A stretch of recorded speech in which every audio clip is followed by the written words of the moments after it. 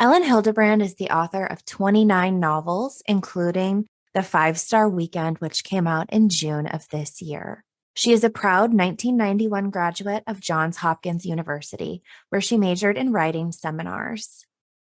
In her senior year at Hopkins, Elin had her first short story, Misdirection, accepted for publication in 17 magazine. After a short stint working in publishing and teaching in New York City, she moved to Nantucket permanently in 1994. She attended the University of Iowa Writers Workshop and earned her MFA in 1998, and published her first novel, The Beach Club, in the summer of 2000. Her 2019 novel, Summer of '69, was her first novel to debut at #1 on the New York Times bestseller list. She is the mother of 3 children and loves riding the Peloton, cooking, and going to the beach. She will retire with her summer of 2024 book and plans on becoming a book influencer. Elin recently started a podcast called Books, the Beach, and Beyond with Tim Talks Books. It's a fantastic podcast. This conversation today with Elin is a major pinch me moment, so I hope you enjoy our conversation. Happy listening.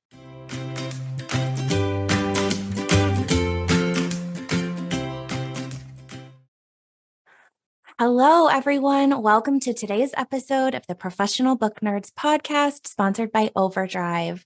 Today, we have a very special guest, Elin Hilderbrand. Welcome, Elin. Thank you, Emma. It's so wonderful to be here. I am so excited to have you. This is a little bit of a pinch me moment, if I'm honest with you. Oh, my goodness. So you just released your 29th book in June of this year. I am going to ask you about that. And so I wanted to start by having you tell our listeners a little bit about The Five-Star Weekend. Okay, so The Five-Star Weekend is sort of a concept novel. And the concept is that my main character, Hollis Shaw, is a sort of famous internet food blogger, and her husband dies. And she's thrown into, sadness and grief. And as she's sort of wallowing and poking around the internet, she finds an article about another woman who lost her husband, who invited one friend from each part of her life for a special weekend, and how that helped her lift her out of her funk, being surrounded by friends that sort of define, like, her life story and friends. And so I thought this was such a great idea. So Hollis invites her best friend from growing up. She grew up on Nantucket and then moved away and now is back as a summer person. So her best friend from growing up, who still lives on Nantucket, her best friend from college, her best friend from raising her children in Wellesley, Massachusetts, and then her fourth friend, which is supposed to be a friend from later in life, is a woman who subscribes to her food blog, whom she's never actually met in person. Now, this is such a cool idea to sort of revisit all of the people that influenced you from different stages of your life. Can you tell the listeners a little bit where the idea for this Five-Star Weekend came from? Yes. So I have a writer friend, a fairly well-known writer friend, who came to Nantucket. She was attending a Five-Star Weekend. In her case, the friend that organized it was very sick. She had stage 4 cancer. And while she was still feeling good, she wanted to gather the people who had been important to her over the course of her life and bring them all to Nantucket for the weekend. And so this writer reached out to me and said, I'm here for the weekend. Can we meet for a drink? And we met for a drink, and it was in 2020. So it was a socially distanced drink. But she told me about the premise of this weekend. And I said, oh my gosh, that's a novel. And she didn't know any of the other women. And she was sort of describing them. And there was like a little bit of, I think, static or friction between a couple of them. And I said, oh my gosh, that's a novel. And she said, well, it's an Elin Hilderbrand novel. And then she told me the parts I could use and the parts I couldn't use. Initially, when I set out, I was going to use the exact same premise, have a woman who was sick and knew that her time was coming to an end and have her do it. But then I thought, you know what, that's too sad. I'm going to change it. And so I just had it where her husband had died. So yes, different grief, but certainly a great Elin Hilderbrand book. I'm wondering how long the writing process took for this book. You seem like you have a very well-oiled machine sort of system with your books, sort of doing 1 to 2 a year, depending on the year. Yes. So this book, I couple of years ago, I guess 2020 was the last year that I did 2 books a year. However, in 2024, I will have 2 books. But I took a couple of years off doing the 2 books a year. So this book I started in January of 2022 and handed it in. I work all year, and then I hand it in around Halloween. And it goes to my editor, Judy Klain at Little Brown. And then Judy reads it, and we talk on the phone and go over all the things she wants me to change. Then I actually move out of my house. I rent an apartment in Boston, like a little tiny apartment in charming Beacon Hill. And I live in the city for 6 to 8 weeks, and I do my revisions. And it's sort of like Emily Dickinson. It gets dark in Boston at 3:00 in the afternoon in November. And so I light my candles, and it's very cozy, and I have my tea, and I work. And I try not to see other people. I'm very focused on the revising process. And then I will turn it back to Judy sometime early December, and then we are on our way. That sounds wonderful. I love that you have a nice, cozy setup, but that you also stay pretty consistent in your methods for each book. Yes, I have to. Yeah. Do you have any traditions that you celebrate ahead of every book release? No, I'm just trying to keep my head above water. Mm-hmm. Yeah. I will that. I mean, I'm presently writing my last Nantucket summer novel that will be released next year. When I finish that one or ahead of that one, I mean, I'm always, what you have to understand is that it's different from when I started out. When I started out, really the publishing process was all in the publisher's hands. And these days, publishing a book is really half in the author's hands because of social media. And I do all my social media by myself. It's all very organic. And so, leading up to the release of any book, I'm just always trying to gear up my readers, giving them little teases of what's to come and getting them excited, and releasing my tour schedule, and showing little bits and pieces of Nantucket as Nantucket sort of enters the summer season, because Nantucket is always a main character in my novels and people want to see it. And so it's the social media gear up that I think is the most important. But I don't have any rituals. I really hope that when I finally finish my last Nantucket summer novel, that I will have some champagne and some caviar. That's my plan. That sounds like a fantastic plan. Now, like Hollis in the book, I'm curious to know if you think of your own life and you think of those friends that were influential to each stage of your life. I'm curious if you've ever had this sort of setup where your friend groups have sort of commingled, or if you would consider doing your own 5-star weekend with your close friends. I mean, it's so funny because, of course, I've thought of it because, people have asked me. Mm-hmm. It wouldn't be impossible, but my life has not unfolded like Hollis's. Mm-hmm. I had a very, very, very close friend in high school. I don't even know where she is right now. There's another really close friend of mine from high school that I am in touch with that I saw over this past Christmas. So I would probably invite her. And then my friends from college, I have 2 best friends and I couldn't pick between them. I would have to invite them out. And then because I've lived on Nantucket for 30 years, my friends from sort of raising my kid, that era, and then I have a new-ish set of friends from middle age who I've only been friends with for 4 or 5 years. So those people all know each other. So I would bring them together, and I do bring them together pretty regularly. But so I don't really have a Hollis type situation. But I'm excited to hear about people who do go through this social experiment and do hold this weekend. Yeah, it's interesting that perhaps the friend groups aren't quite so clear cut as they are with Hollis, but definitely interesting to think about who you would bring from the different stages of life. Yeah, totally. So I have a similar question for that, though, is I'm wondering if you had to invite sort of an author themed 5-star weekend, if there are authors that would be on your short list. Oh, absolutely. So, I mean, I'd obviously have some authors I know and some authors I don't know. I am a huge fan of, I think the best person writing in the English language today is Maggie O'Farrell. And I don't know her. I don't know if she would come, but of all living writers today, she would be very high on my list.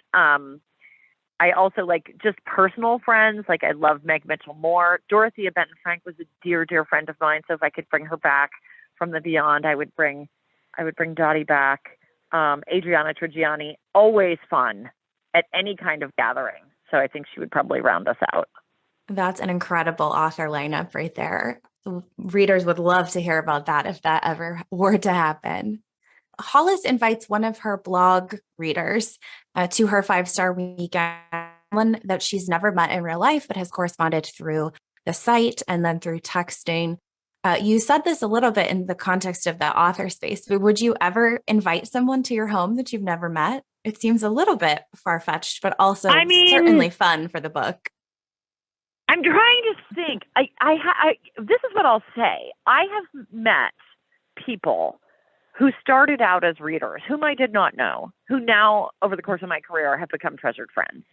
You know, there are women who, and I don't know how they got through it's almost like getting through the net. Like I don't know how it happens, but I just connect with certain readers and they have become friends. I have their cell phone numbers. We text all the time, and they just started out purely as readers. And it has been quite magical and wonderful. And I hope that once I retire, that I have more time to like foster friendships with people that I don't know. There are people like in my social media who will comment on every single one of my posts. So I feel, and some of them I follow on Instagram or whatever. And so I feel like I know them, even though we've never met. So I can sort of see how Hollis would be like, you know, this woman always responds and like, she's the one I look forward to hearing from. And, you know, she has her act together and I'd really like to know her. So I think that's where it came from Hollis's perspective. Absolutely. There's that familiarity through other means, sort of social media and comments and so on. So like Hollis, you are an avid cook. Your Instagram followers know cringe cooking, you churn your own butter. And I will say that love of cooking is apparent in all of the food descriptions for Hollis. Everything in this book was just mouth-watering. So I'm curious to know, what's the best thing you've made recently? What is the best thing I've made recently? Oh my goodness. So recently, very simple. So my daughter's a picky eater. I've got so many children. She's the youngest. She's a picky eater. And so she sends me TikTok recipes. And so she sent me a TikTok recipe for a smash burger taco. And I thought to myself, is this going to work? And so I did make it on my Cringe Cooking last week, and they were absolutely fantastic. And she wanted me to make it just like they did in the TikTok video, raw onions, dill pickles, things that I know she doesn't eat, but I made it exactly like they did, and she ate every single bite. And so for those of you out here listening, if you see the smash burger taco recipe, it's a winner. It takes no time and costs no money. It's just a tortilla, ground beef, a piece of American cheese, and some pickles and onions and some secret sauce. I mean, you can probably make it for like $3 a taco, maybe less. So that was exciting. It sounds fantastic and almost like it's too easy, but I love that. It was so easy. I could not get over. I was just like, this is going to be like a new in the rotation, because it was just fit and it tasted so delicious. I love that. And now this might be a little too in the weeds, but I'm curious if any of the recipes or any of the food that you mentioned in the 5-star weekend were sort of go-to recipes for you, or any family recipes, or if they were just fun to have in the context of the story. Well, so the dinner that Hollis makes on Friday night for her friends is she does a charcuterie board, and then she does a grilled swordfish, which is a recipe I found in Bon Appetit, I don't know, probably 20 years ago. And I always make it for company. So if I'm having my friends Chuck and Margie, AKA the perfect couple, they're coming over on Sunday night, and I will make this swordfish. So basically the fish that you get here in Nantucket is caught that very same day, absolutely exquisite. And I'll marinate it in the morning. It's scallions, lime, cilantro, brown sugar. You mix it all together. You marinate the fish. You grill the fish, and then you serve it with an avocado, basically avocado and mayonnaise whipped together. So it's like a little avocado whip. Paula serves a summer squash tart, which was something I was served at a dinner party in March of 22 when I was on St. John, made by a woman named Shayla McCabe. It was delicious. And then she does a green salad and homemade baguettes with black pepper butter. And I do churn my own butter. I was given a butter churn for Christmas a number of years ago, and it is so simple, and the butter is so delicious that really I think it's much easier than people think. Yeah, that sounds fantastic. It was to the point where, so I first read this book, actually. I got an early copy. I was very lucky. And I read it on a girls' weekend back in the spring. Fun. And I would like stop everyone. We were sort of on a reading retreat, girls' weekend, and I would read these food descriptions aloud, and everyone would just sit there and go like, well, that's what we want to do right now. So it was absolutely fantastic. You commented on this a little bit earlier, and we know that the book comments on the fickle nature of social media, both through Hollis and her best friend, Drew-Ann, and the things that they have going on in this book. How do you feel about having so much of our lives on social media, and how sort of crucial or big a part it's become as your job as an author? Well, I mean, it cuts both ways, just like every single other thing in life. So on the one hand, it is amazing that I can connect with so many people. Whereas like in my first 10, 12 books, I didn't know how people felt about them. I had to rely on reviews in newspapers, right? And then at some point it shifted, and I couldn't even tell you when it was. But at some point, then when you're able to connect, well, I got on Instagram in 2013. I think it was 2015 or 2016 before I was starting to really connect with my readers that way. And it was amazing because then I can, really reach so many people. And now have this whole entire community, and I have, 152,000 followers. So if I have a message to get out or something that I want them to know, it's so easy. And then, the bad part is that of course they can just tell you exactly what you think. And as we've all learned, it's much easier to tell someone what you think of them when you don't have to stand in front of them face to face. And there was a time, I think it was probably during the pandemic or possibly 19, when I was really on a crusade thinking that, people should not be able to say negative things about my books or anybody else's books and then put our name on, tag us in it. Cause it's basically I thought at that time, akin to, walking up to Meryl Streep and saying, I hated you in your last movie. Like, would you ever do that? No. So, I really had a problem with the way like book reviews online were, trashing not even my book so much as other people's books, and then, sort of flaunting it in front of their face. I have given up that crusade because it didn't work out for me. Like, I feel like the people who review books are going to have to follow their own hearts. And if they want to put up a negative review and tag, that's fine. I've just stopped interfering because the book review, the Bookstagram is a whole other business that has nothing to do with me. And I had no place sticking my neck out or my head in that business. So my nose in that business. So, that's sort of what I've learned, but it was, it felt like really discouraging and really bad for a while. And then I'm like, you know what, Ellen, just let it go. And I've been so much happier. Yeah, that is, in my opinion, such bad form to tag the author in something mean or negative. Absolutely not. But I'm glad that you've been able to sort of not engage with any of that negativity, because you do have such a large community of readers who absolutely love you and your books. And hopefully that can give, a little bit more of the time and space instead of the negativity. I know. Like I post a lot of books on my own Instagram. Like I do a lot of, I would no sooner say anything negative about someone else's book. Can you imagine? No. I would no sooner do it. And so I guess it was like a little bit of a foreign concept, but I am not solely a bookstagrammer. And I know that those people have to give their honest opinions. And whereas I would be probably like, if you don't have anything nice to say, just don't give it any press. I do understand that whatever, they are in the business of giving their opinions. And yeah, so I've just successfully sort of said, you know what, you guys do you, and I'm not even going to worry about it. Absolutely. Probably for the best, but it is an interesting community, the sort of book review, bookstagram community. I tend to focus on the positive, and hopefully a lot of other people do as well. Yeah. So you recently went on a fantastic book tour across the country. How was that? Oh, it was amazing. I mean, it's exhausting because, of course, it's a different hotel every single night, and absolutely no time to yourself. I mean, before you get to the hotel, you check in, you figure out where you're going to eat, and then you go to your event, you get dressed, whatever. So it's a lot. It's exhausting. I think I did 15 events in 12 days.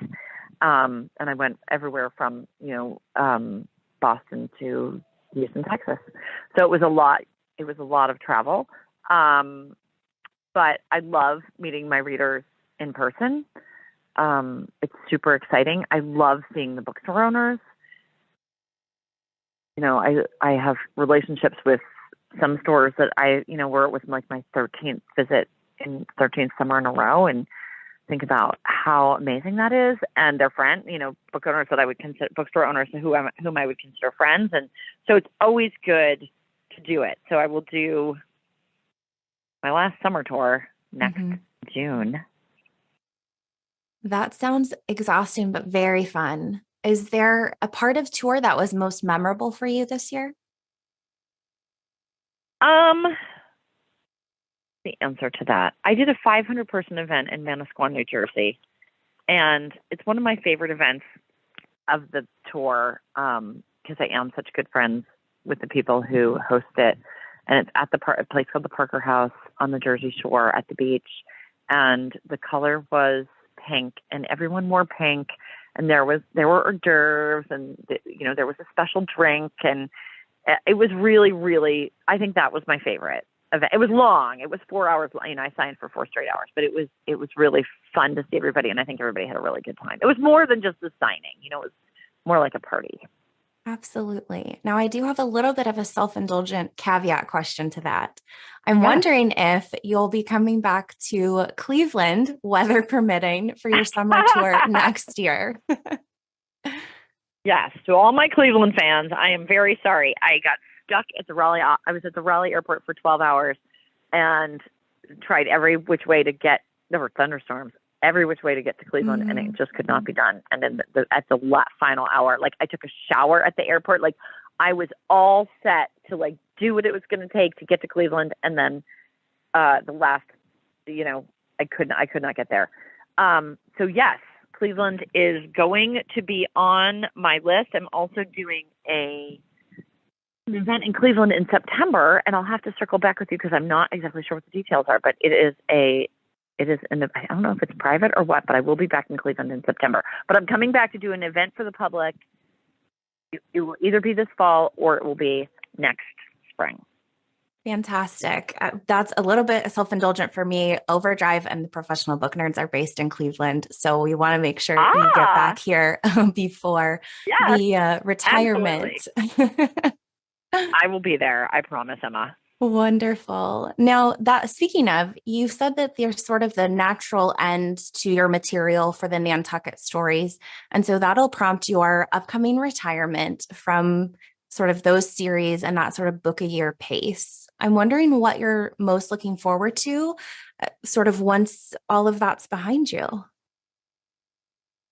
Well, I am going to really look forward to just reading, and I will be writing. So one of the things, when I say I'm retiring from the Nantucket summer books, I have signed a 2-book deal to write 2 novels set at New England boarding school with my daughter, Shelby. So Shelby and I, we're actually already halfway through the first book. So Shelby and I are writing 2 books, and it's going to be a little bit like the Hotel Nantucket because it's going to be tiered, told from different points of view. Starting with I'm writing the head of school, I'm writing the teachers, and I'm writing the parents. And Shelby is writing the 4 kids that we're following through their junior and senior year. And so I'm really looking forward to working on that with her. And we have such good ideas. And then I will write probably another novel. What I really look forward to is being able to do it at my own pace and work on it when I want to, because I want to, not because I have to. And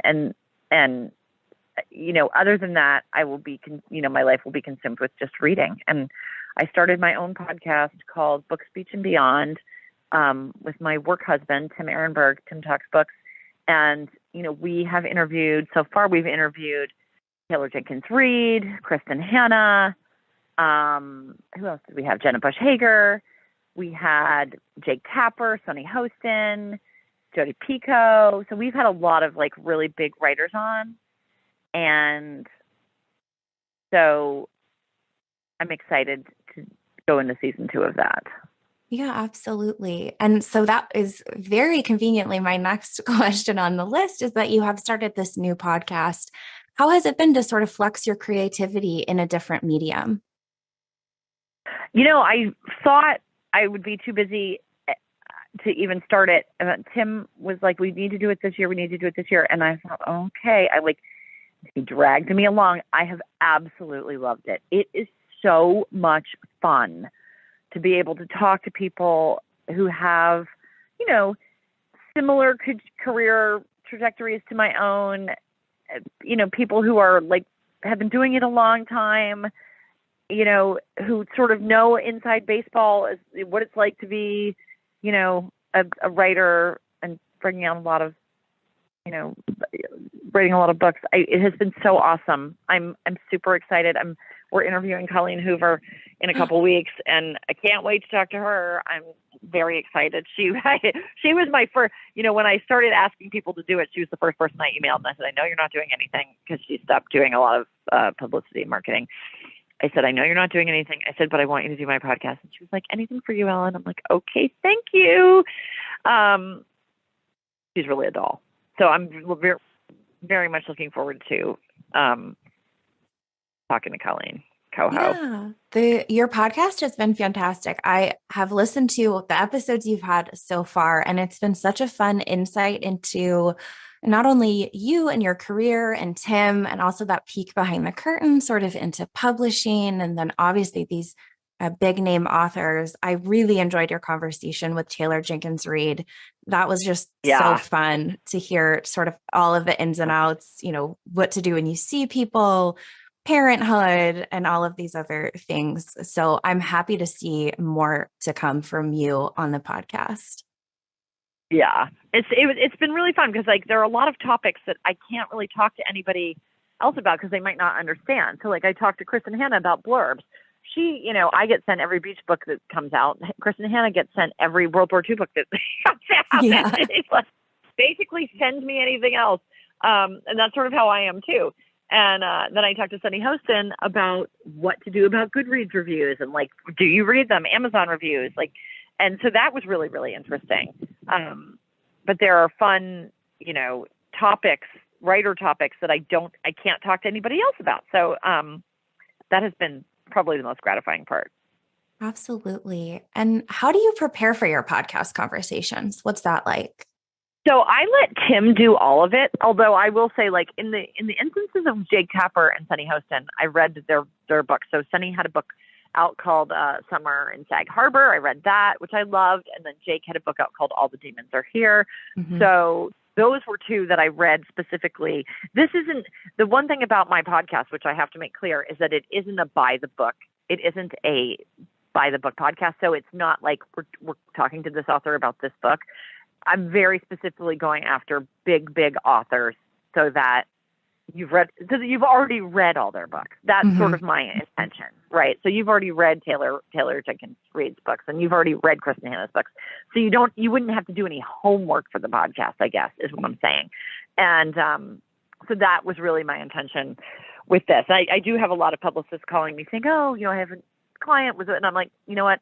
That is probably somebody else's podcast, but I'm only doing, people that are huge that you would already know. Absolutely. So I think that that's such a good point. There's not any maybe risk of spoilers or having it just be tied to one book. You can really sort of get into a lot more topics.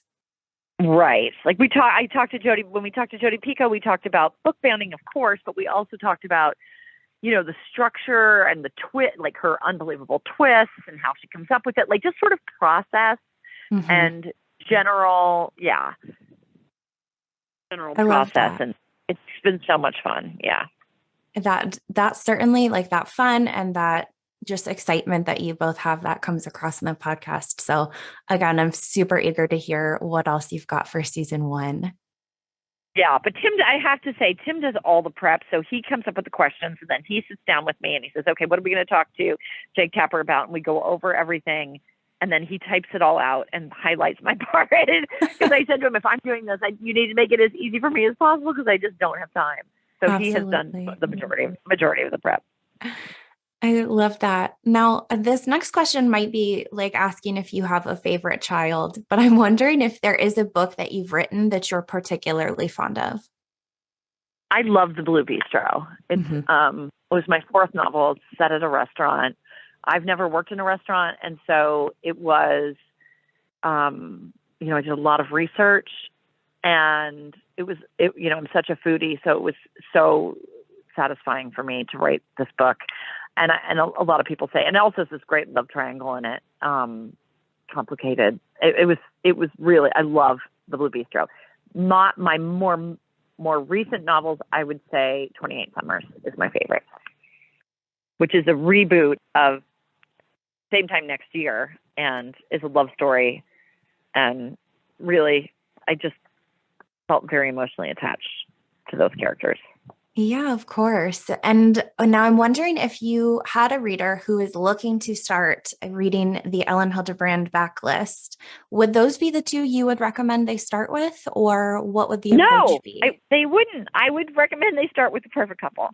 I think The Perfect Couple is my most user-friendly. That's being made into a Netflix series with Nicole Kidman and Liam Schreiber and Dakota Fanning and this just amazing cast. The Perfect Couple is a murder mystery-ish. It's set at a very fancy wedding. The maid of honor is found floating in the harbor the day of the wedding, and then we have to figure out what happened. And that would be the one. That's the one I always tell people to start with. That's such a great one. And I'm so excited that it is going to be the Netflix limited series. That's so exciting to finally see your characters on the screen. I know. I'm super excited. We have to wait until all the strikes are over. So I'm being very patient. Yes, absolutely. Now, you have mentioned that you get asked to blurb a ton of books, like constantly asked to look at the beach books and give them a quote. But I want to flip that a little bit and ask if there is one that's the coolest blurb that you have ever received for any of your books, if there's one that's sort of very memorable. Yeah, it's so funny because for whatever reason, my publisher has not asked people for blurbs in a long time. But way back when I think it was The Blue Bistro came out, James Patterson gave me a quote, and I almost fell through the floor. I was so excited. I couldn't believe it. And so that was really, I don't think, the Blue Bistro didn't sell very well, so I'm not sure it actually did any good. But I was excited to have James Patterson, and now we're friends. I mean, we have the same publisher now, and he and his wife are personal friends of mine. So that was really a fun moment. There was also a time when I switched publishers in 2007, and my novel Barefoot came out. Eleanor Lipman, who's a writer I loved, she gave me a beautiful quote for Barefoot, and so that was great. I love that. How cool. And yeah, what about just how fun that you are friends now with some of those folks that started out sort of as blurbs. Yeah.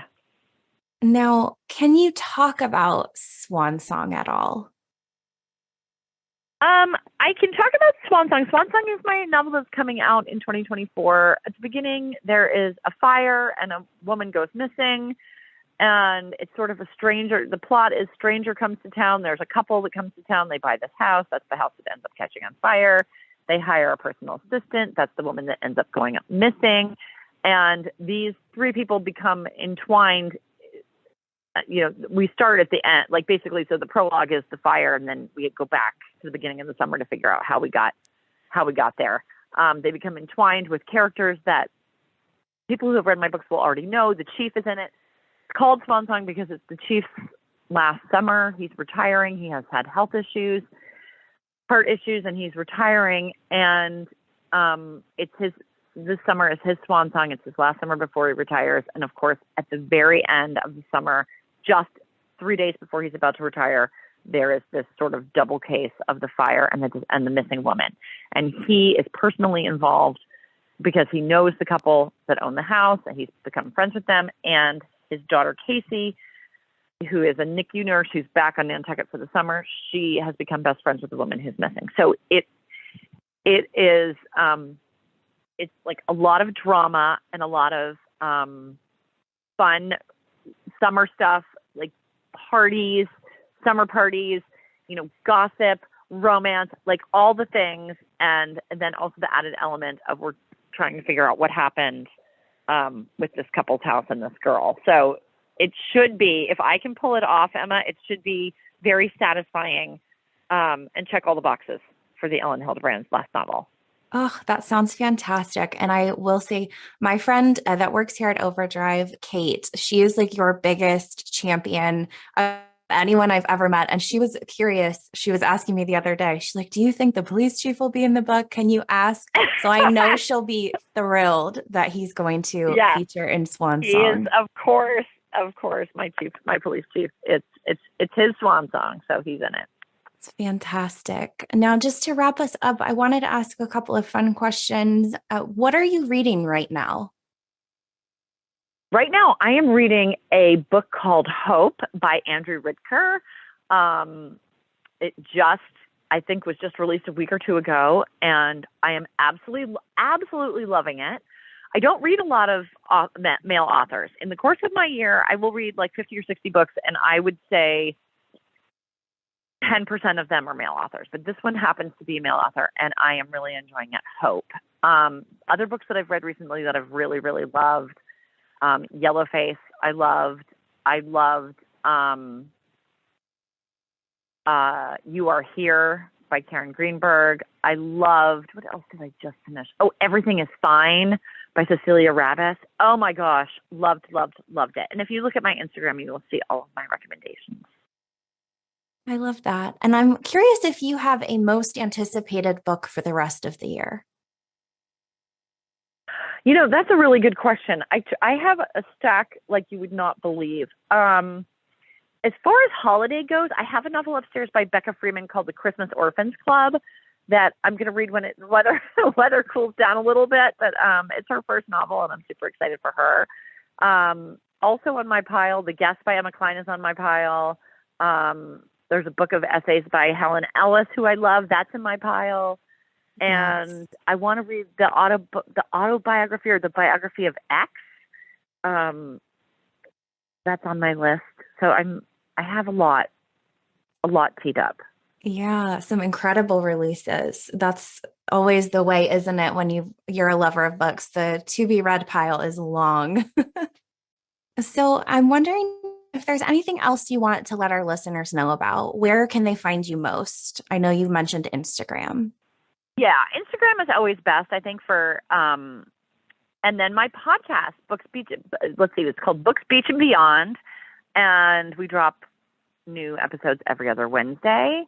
And yeah, my Instagram page is definitely where to find me. I want to thank all the librarians listening, because my love for reading started at the Arrowhead Library when I was in first grade. I can remember in second grade, I went to my librarian, Mrs. Hirsch, who then became a family friend. And I said to her, I have read every book in the library. I'm 7, right? And so she ended up ordering the entire catalog of Nancy Drew, the entire series. And I, spent, I guess, third grade working my way through all the Nancy Drews. But my love for reading was fostered at my elementary school library. And every summer, I grew up outside Philadelphia, and every summer, on Wednesdays or Mondays, I can't remember what day, my mother would take us to the public library, and we would go and get books for our summer reading. And I can remember sitting in the car with a huge stack of books next to me. I read, Beverly Cleary. I read a lot of 50s and 60s romances that my mom had read as a teenager. She was always recommending books. That's wonderful to hear. Our libraries are so important. And so it's lovely that you've got fond memories of your local libraries as well. Elin, thank you so much for taking the time to speak with me. I know you've had a very busy summer, so this is truly a pinch me moment. I'm so happy we got the chance to chat about the 5-star weekend. Thank you, Emma. Thank you so much. Readers can sample and borrow the titles mentioned in today's episode on overdrive.com or in Libby. Our library friends can purchase these titles in Marketplace. Professional Book Nerds is proud to be an Evergreen Podcast signature program. To learn about other Evergreen podcasts, visit evergreenpodcasts.com. Our podcast is produced, recorded, and edited by Emma Dwyer and Joe Skelly and presented by Overdrive. To learn more, visit professionalbooknerds.com.